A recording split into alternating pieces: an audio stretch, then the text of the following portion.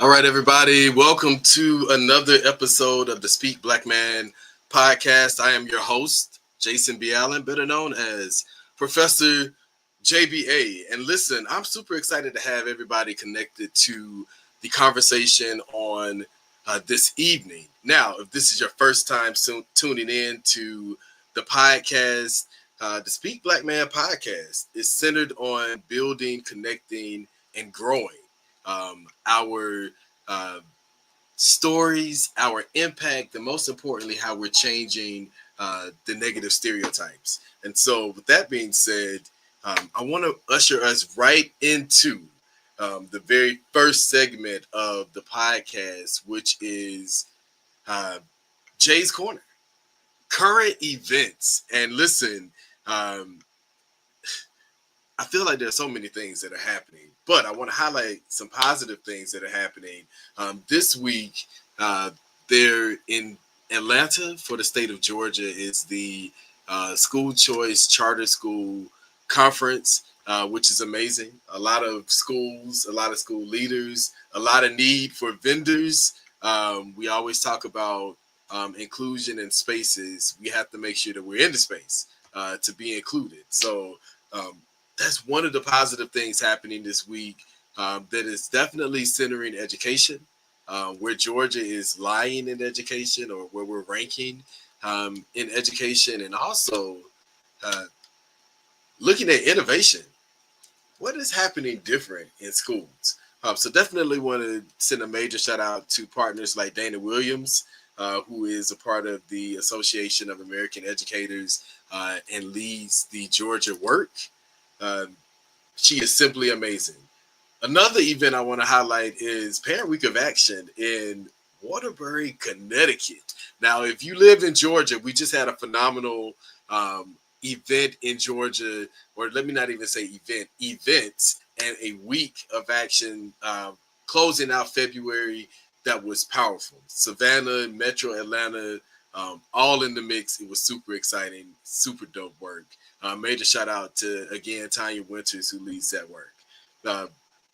Upcoming days and events that I need you to make sure you save the date for are September 30th. It is our very first annual Grand Giving Day. Everybody is going to be doing Giving Tuesday in November, but on September the 30th, in honor of Grandparents' Day, Lily's Foundation is hosting Grand Giving Day. That is going to be our day to donate to a cause that is supporting grand families and kinship families, specifically caretakers, raising school-age children. So make sure you save the date for September 30th. And of course, October 4th, annual Halloween Gala, 10-year anniversary for our foundation. And I'm inviting everyone to save the date for October the 4th at 6 p.m. And as a matter of fact, if you can go right now to liliesfoundation.org and get you a ticket right now for the Halloween Gala, put on your good black and white classic attire, and come out to that event. More details will come and more updates about the Halloween Gala that will be held on Saturday, October the 4th at 6 p.m. liliesfoundation.org. Go ahead and get your tickets right now.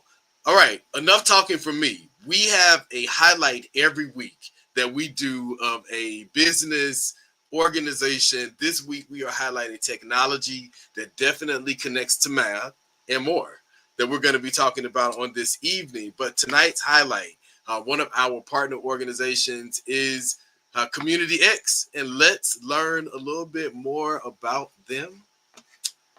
DJ, if you're ready, let's learn a little bit more about them now. CNBC, live ambitiously. From action-packed battle royales to our favorite sports games, there's no denying nothing beats a great gaming experience. There's no excuse to the lack of representation in the creative and corporate spaces that contribute to this gameplay. That's where Cxmmunity comes in. We are a Black-owned organization dedicated to increasing diversity and equity in the gaming ecosystem. With dynamic team members from various backgrounds, we represent the first wave of change we look to sustain in the space. This is Cxmmunity. Welcome to the next.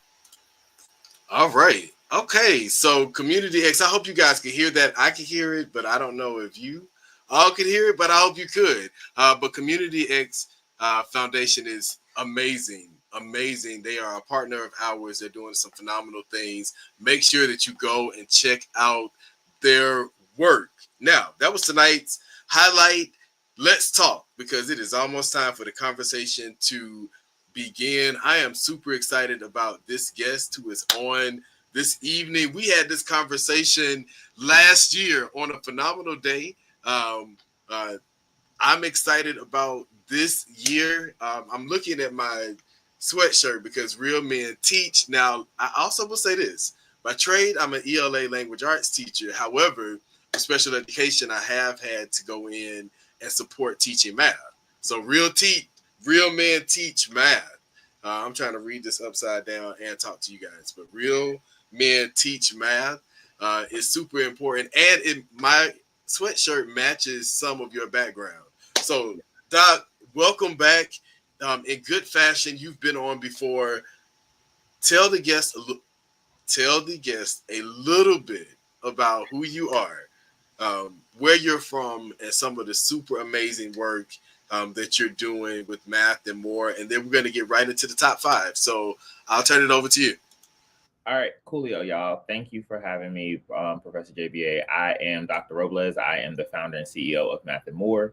And I am just an educator who was inspired by math magicians throughout my K-12 career, who then made me want to go and give back. So Math and More is an acute mathematics firm aimed to simply debunk the myth of I'm not a math person.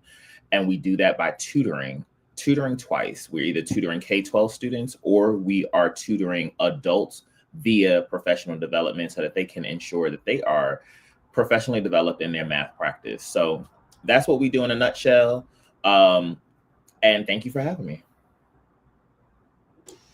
All right, now listen, top five, we only have a short amount of time in this conversation. However, we got some key things that we want to get into. And so speaking about math and more, very first topic of conversation, saving in this recession, or maybe it's just me, but I know that in my inner circle, my network, the community of people that I'm serving, which are working modern American families, hey, we struggling. Everybody is struggling. We are feeling it. We are being hit by it. And so I feel like, the economic, being able to manage the dollar, your time, and your treasure is important. So saving in this recession, what are some of the tips that you would share with your students and, maybe can share with us? Help us out. How can we save in this recession? So one of the things that you can do to save during this time, honestly, is just put away create a goal and put away that dollar amount to ensure that you are working towards that goal. So whether it's $1 a week, because we have our babies in middle school and high school that have like that little side hustle, their job, whatever they got going on. $1 a week, that's $52 a year. $2 a week, that's $104, and so forth and so on. So just create a small goal for yourself and don't try to over embellish that goal because you're not gonna be successful. Okay, I love that. Okay. So create a goal. Now I know I have a goal. Like I'm looking at that. I'm like, okay, check that out. Set aside money. Boom. Got it. Right. So let me ask you this, and we won't spend a whole lot of time on this, but let me just ask you something a little bit further. Credit, because I know that that's a huge thing, especially if you still, some of us still have student loans, right? What do you do? Especially in an economic recession where the working class is being hit, what do you do about loans? What do you do about your credit debt? What are some tips or maybe something you would recommend for people that could help them manage that? So I actually teach a financial literacy course through Fidelity and Operation Hope. So we get this question a lot. And one of the things that you should do is literally chop the big debt off first, meaning aggressively pay off that high limit credit card. So if you have a $5,000 credit limit, whatever your paycheck will allow you to do if it's $300, and say you have multiple credit cards, we've been there, I've done that before. I'm literally talking to you, but I'm also practicing what I'm talking. Let's say I have a $5,000 credit limit. I know that that's maxed out. I know I need to pay it off. My paycheck, my biweekly paycheck will allow me, let's say $300 without hurting myself. It will allow me $300 without hurting myself to pay that off. So I'm going to aggressively pay that. Then I'm going to pay down other smaller credit and debt and doses and micro doses. So like you have $1,000 credit limit. Okay, you make sure that you put 25, 45, whatever that minimum is. But you're aggressively doing that, and you keep repeating that cycle until all of your credit card debt is paid off, for lack of a better term. Now, all credit is not bad. I mean, all debt is not bad debt, and all credit cards are not bad credit cards. You find the credit cards, honestly, that work for you. I use credit cards every single day, and I try to make sure that I pay them off at the end of the month. But I'm using them to work for me. I'm using them to help me pay for flights. I'm using them to help me pay for hotel expenditures. I'm using them to help me pay for various different things, gas, all of that good jazz. So you have to make sure that you are utilizing the right credit cards, and then also making sure that you're responsible and paying them off at the end of the month. Okay, that's good. Those are good reminders, and those are good steps. And I'm glad that I went a little bit deeper just to say, hey, let me ask you something specifically around that. And we learned that you also do financial literacy. So that's our first public service announcement without even planning for that. So we're going to keep moving right along in the conversation. I feel like Black History Month, of course, went by so fast. And since this is a Speak Black Man podcast, it makes sense to talk about Black mathematicians, which I believe should be elevated in this time, right? Especially when we're looking at economics, math, and more. So share with us a couple of Black mathematicians that you would love to highlight and maybe celebrate in this space. So one of the mathematicians or scientists that we highlighted was mathematician Diva. DEVI. We highlighted them on our social media page. We actually did a campaign of various different mathematicians that have helped pave the way for us over the last couple of months. I mean, over the last couple of years and centuries and so forth and so on, right? We couldn't have done that. We can't do the work that we're currently doing right now without them laying the foundation. But I am going to do a special shout out in lieu of Black History Month, but also Women's History Month, for Dr. Kern. I'm sorry. It's actually a friend of mine. Her aunt is one of the first Black women to graduate from an I-6 cardiology surgery program. So she is a true trailblazer in just medicine and modern day mathematicians. So she's all of that, right? Like, she's a Black woman, she is a mathematician, she is a scientist, and she is a doctor. So my good friend Duchess, aunt, I am giving her a shout out. That's one of the mathematicians who is in modern day time helping lay the pathway for us right now.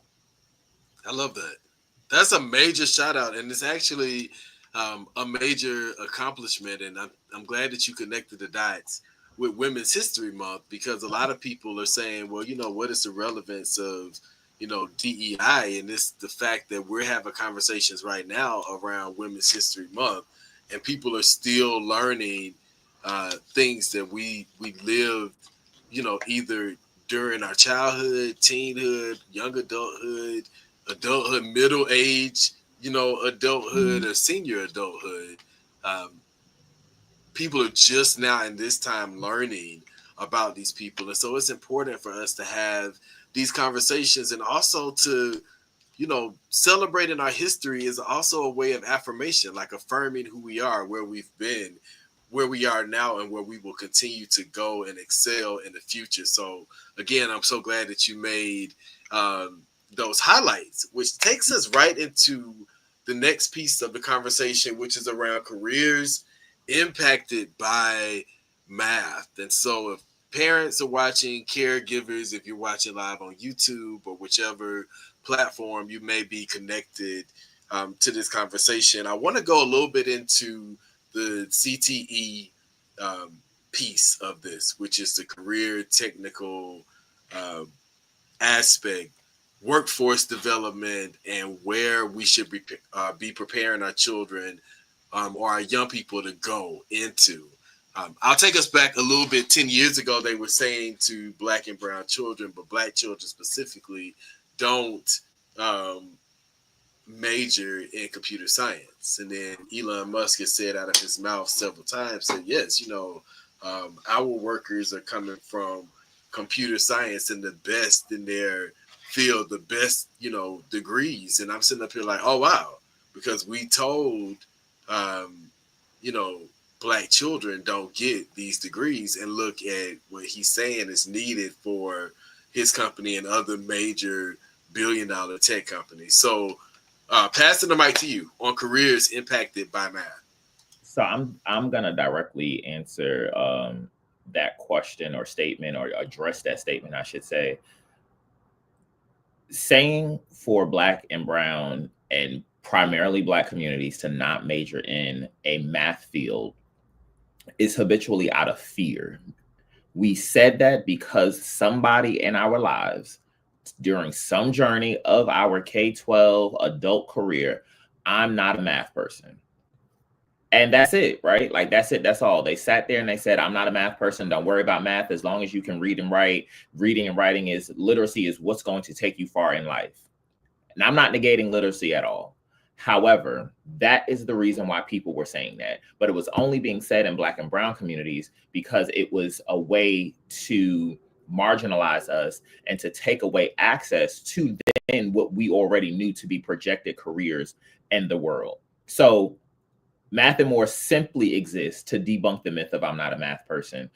Having a math background, a computer science background, a STEM background in and of itself is literally the way of the future, regardless of which avenue you go into. And fun fact, and I learned this over the you're constantly learning, right? I'm an educator, we're all constantly learning, and I learned this over the last couple of years. Mathematicians actually make the best lawyers. They're able to analyze, problem solve, create argumentative statements, and all of those different things. And all of those skills are what is needed to be able to make a successful career lawyer, especially when you're going into litigation and arguments into the courtroom and all of that other good jazz. So I would say that's one career that I learned recently in the recent times, that if you have a mathematics background as a major, minor, and then you are considering law school, it will help you to be successful in a law program. That's interesting because I actually was going to major in pre-law, and they said you should major in English because it also will help you with the research and the analyzing. And I've heard them say that about math also with detectives and with being able to calculate and like analyze. And so those are that was a good conversation piece. That was really a good conversation piece. I'm thinking about Law and Order careers, and what are some of the other shows that may be an example? SVU, all of that other good stuff. Yes. But I will say that SWAT, one of those, okay. But the reason why we say major in English is because everybody thinks of writing and all that other good jazz. But the reason why mathematicians make excellent lawyers is because 2 + 2 is 4. The law is the law. No objective, no subjective. When you're reading Shakespeare or when you're reading literature, you have an opinion, I have an opinion, you have a feeling, I have a feeling, all of these good jazz. But if you run a stop sign, the law says that is a ticket, right? So that's why, and I'm oversimplifying it, of course, but that is why the connection is so great and it makes so much sense, because even I, as a mathematician, sometimes I look at things from a very like, this step, that step equals this thing, right? And when you are analyzing law or litigation and things like that, you are looking at things of that nature. What caused this? Cause and effect. How did this happen? What was the cause of this? What events led up to this outcome? And what was the result? And did that result break a law? And that's, and again, I'm oversimplifying it. I don't profess to be a lawyer, but this was the analysis that I was able to come up with.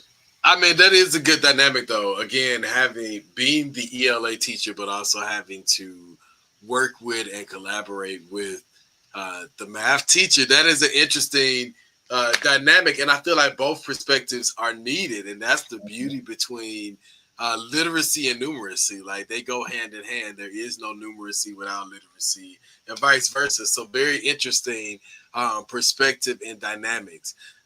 Careers in math, careers impacted by math that are connected to math are important.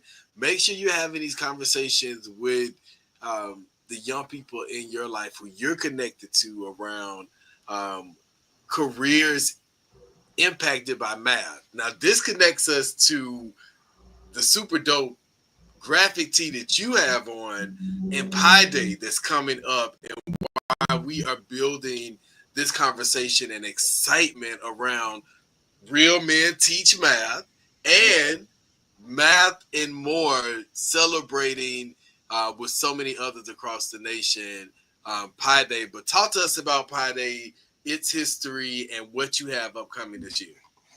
So Pi Day is on around March 14th because 3.14 or 314 are the first three significant digits in pi. It is literally the ratio of the circumference and the diameter. And math magicians all over the world celebrate Pi Day, the constant, in a fun, unique way. So on March 14th, all of my educators, please come out. You are invited to Brewdog right here in Atlanta. We're going to have a STEAM adult mixer. This one is 21 and older. And then on Saturday, you're more than welcome to bring your friends, your family, the little ones, the older ones. It's going to be a fun-filled day. There's going to be pizza pie. There's going to be pie decorating, pie toss to the face. There's going to be a 360 roller coaster this year. I'm super excited about that, and I may just overcome my fears with that. And it's just going to be so much fun. It's a day to literally come full circle with math. Yeah, no, definitely. And it's also the weekend before spring officially hits. It's a great event. This brother's doing phenomenal work. And also, this is a brother that's leading Pi Day. Now, we want to talk about getting to the bag. I don't know what the phrase may be now. I'm 2 years removed from the classroom. But I do know that money is still power. And I know that a lot of people are looking at how to make dollars and cents add up right now. So Pi Day, let's get out. Let's make the connections, and also looking at being on top of what's happening under this administration. Huge push for technical schools. Let's look at making sure we're connecting children in our community, young people in our communities who may not go to an Ivy League, but a Fort Valley, Albany State may be phenomenal for them, and it may be life-changing for them. And we need to make sure that we're connecting them to a safe space that can get them technical skills. So I wanted to make sure I did that plug as we go into resources and math tutorial. I live in a community where the Cary Math Center, which when I was first teaching, that used to be the place in Atlanta to send your kids when they were like, oh, you know, they're having some challenges with numeracy and math, you know, skills. And the Math Center was super dope. What are some math resources? I know you have a lot, but share with us some math resources and, you know, ways that people could get connected to tutorials or math tutors. So Math and More, again, does tutoring. So if you need math tutoring, go ahead, go to our website, www.math.more.org. Sign up for a consultation should you choose that journey.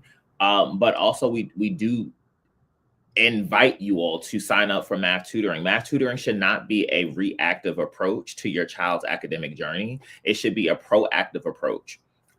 Tutoring is vitally important, especially in the subject of mathematics, because honestly, and Professor JBA knows this to be true, English language arts, social studies, and science all uses literacy skills. Now, think about it. Your kid is in school 3 to 4 hours a day, social studies, literature, biology or some sort of science class. Those are the 3 other major content areas. Even inside art, y'all, you're reading instructions, you're utilizing literacy skills, you're connecting, you're making inferences, you're doing all of these different things. And then you're dropped into a math class and told to find the slope of a perpendicular line and then find out the rate of change. That is a lot of language. Math is a language. And I tell parents this all the time. Math is a language. So until you actually encompass yourself with the tools and resources like a math dictionary, simple things like that, getting a math dictionary, because that is going to help. Because if you don't know what slope is, you can't find it. If you don't know what it is, you can't find it. If you don't know what perpendicular means, you can't find it. You're going to be lost. If you don't know what rate of change is, you're going to be lost. So utilizing those math vocabulary skills, utilizing the Freya model, That's good. making sure that you are connecting those strategies from ELA inside your math class. There are word problems in math, so make sure that you utilize those math skills utilize those math skills across content areas, what I'm saying. So not only just utilizing and making inferences in ELA class, but you have to make an inference on what the question is asking you sometimes. That's good. That's good. Listen, major shout out to Gavin, who has posted the website mathandmore.org to get connected to this brother and also to check out Pi Day and support Pi Day. It's super important, guys. It's a great event, but also it brings excitement to a huge population of students that are fearful about math and they can't get excited about, STEAM or STEM related careers or pathways or even opportunities because it's a barrier, it's a roadblock. And so this is a phenomenal event that connects people to math and more. And that's what the conversation is centered around. Again, Julian, major shout out to your organization that we highlighted earlier as our highlight business or organization for this episode. We are at final thoughts. Dr. Robles, I'm going to turn it over to you to give final thoughts on math and more and anything that you would like to close us out on before we end this episode.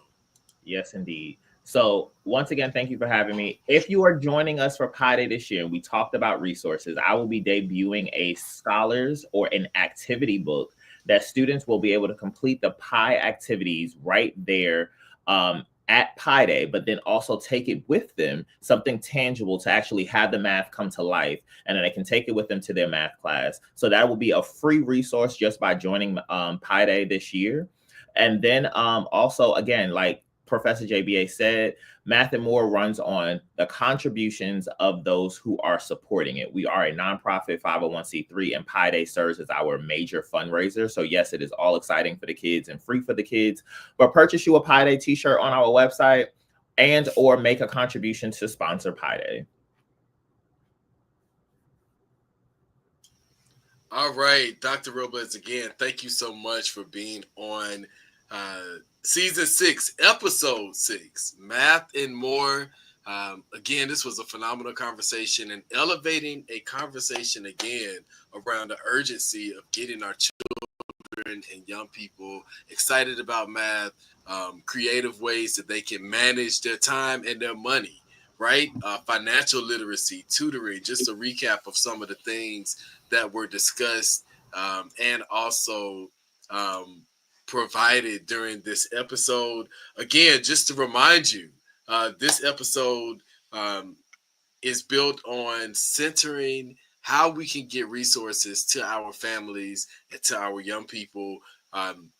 Upcoming events, don't forget to mark your calendar for September 30th, Grandsgiving Day, and also October the 4th, 6 p.m. I'm inviting all of you out to the Allen Wing Gala celebrating 10 years of Lily's Foundation. We'll be back next Monday, 7:15 p.m., getting ready for another major event that's happening next week known as CIA by Profound Gentlemen. So learn more about that on next week's episode. But again, this week we are celebrating Math and More and Pi Day. Make sure you go to mathandmore.org, get connected. This is a value partner of NPU Georgia and the National Parents Union, but also for Lily's Foundation and myself. So make sure that you go out, support this brother across Georgia. Come out. Even our Alabama friends that I know are watching, because I see you guys on the stream. Make sure that you guys drive up, come and get connected to this event. Let's go. Math and More. This is episode 6. Thank you, everybody, for being on today. Peace and love, everybody. See you next week.